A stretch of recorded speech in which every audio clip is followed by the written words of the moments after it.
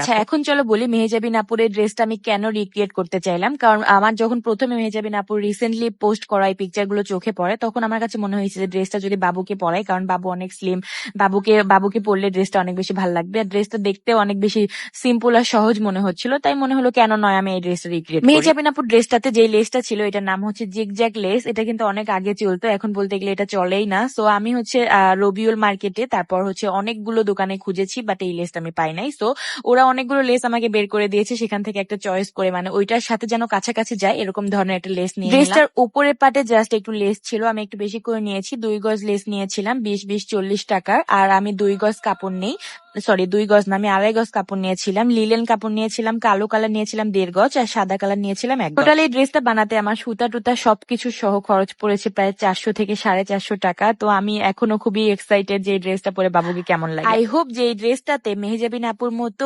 সংগ্রামীকে অনেক কিউট লাগবে।